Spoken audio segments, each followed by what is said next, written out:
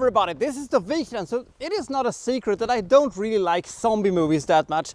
It's basically the same problem I have with them as I have with romantic comedies. They have a tendency of following a certain pattern. When it comes to zombie films, it is usually, well, we are stuck here, the zombie apocalypse has happened, but we can go to this place where there is, food and shelter and safety and stuff like that. So they have to traverse through, the world where the zombies are, and, maybe in the end they will find, sanctuary at the end and stuff like that. This movie, this South Korean zombie film, takes things a little bit different, and I like that. But there is also a lot of problems this movie has. Now, there is certain things in this movie that I wish they did, but they didn't. Now, is it fair that I review a movie based on how I wish the movie would have been rather than the movie I got? Maybe not, but I will still say that this is a slightly above average zombie movie. What is it about, and would you like it? That's what we're gonna find out today. This is #alive.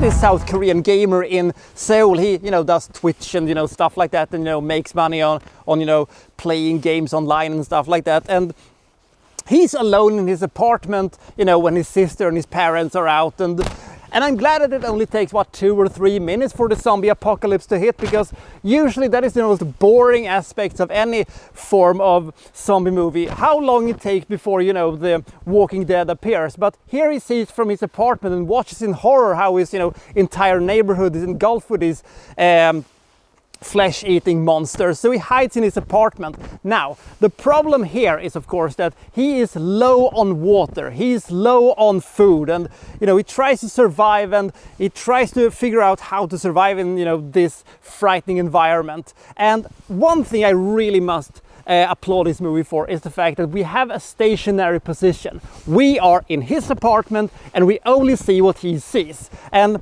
I thought that was very clever. Unfortunately, it's a little bit undermined with the fact that he uses his drones to fly around and try to see what's going on and stuff like that. It is a way of getting around the rear window-esque situation we are in. But I actually think that if we just would have had him in his apartment, seeing what he sees and stuff like that, that would have made the movie even scarier. It would have added the loneliness aspect of the whole thing, and I think that would have been to this movie's benefit. I am a little torn when it comes to the, I don't know, side plot or main plot, maybe you could call it, with the girl that lives across from him, that helps him, and their plot to flee this place together and stuff like that. It both helped the movie but also made it less unique. So I don't know if it was good or not, but at least it was something.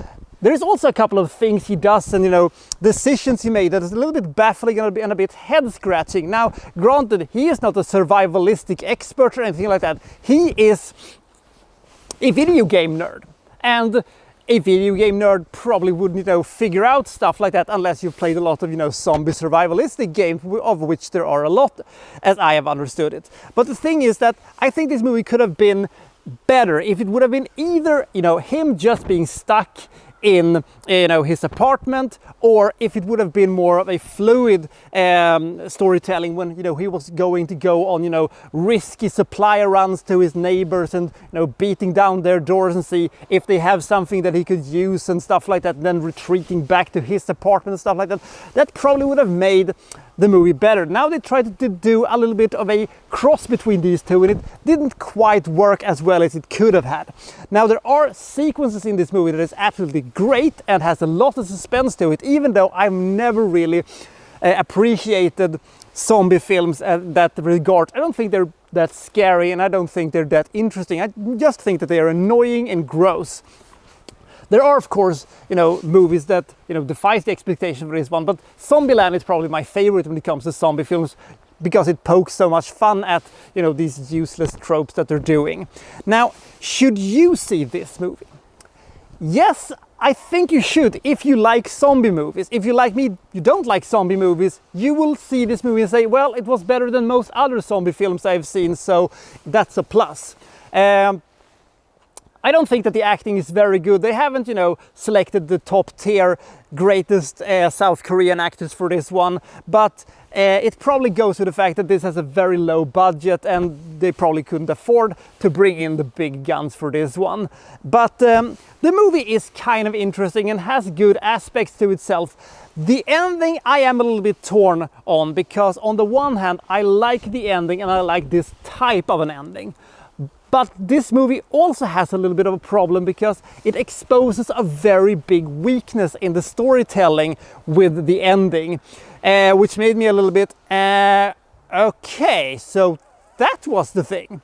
They could have easily written themselves out of this thing with, you know, a couple of lines of dialogue and it would have, you know, fixed the whole thing. But they didn't. They chose not to do that, and that's fine, because most people is probably not even gonna pick that up, and most people is not gonna even care about, you know, this little thing that they did.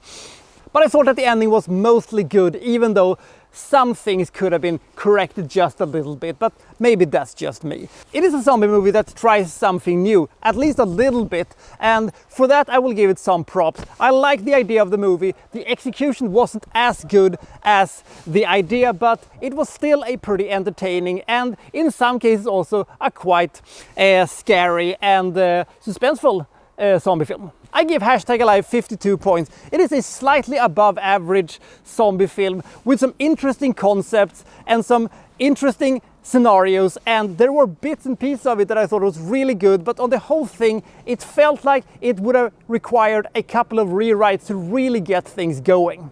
So I'll see you next time from Well So and So reviewing, well, such and such. Thank you for watching. Thank you very much.